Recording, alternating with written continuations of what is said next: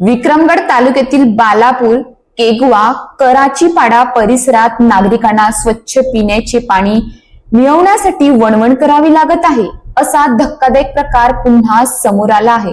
केंद्र सरकारकडून जल जीवन मिशन सारख्या योजनांवर कोट्यावधी रुपये खर्च होऊनही आदिवासी भागातील नागरिकांना अजूनही खड्ड्यातील दूषित पाणी पिण्यास भाग पडत आहे, ज्यामुळे स्थानिक कार्यकर्त्यांचा संताप अनावर झाला आहे।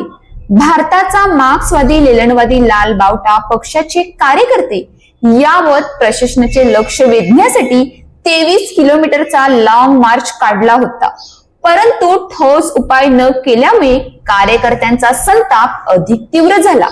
यानंतर पंचायत समितीत दाखल होताही पाणी समस्या कायम असल्याचे स्पष्ट झाले।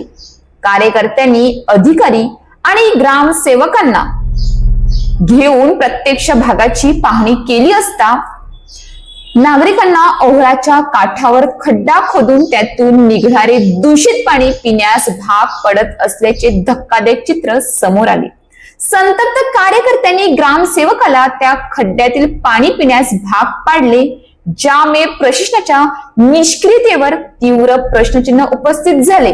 त्यांनी 24 तासात स्वच्छ पिण्याचे पाणी उपलब्ध करून न दिल्यास तीव्र आंदोलन छेडण्याचा इशारा दिला। या आंदोलनात कॉम्रेड शिरुवा, प्रकाश भोये, दिनेश भेकरे यांसह शेकडो कार्यकर्ते सहभागी झाले होते।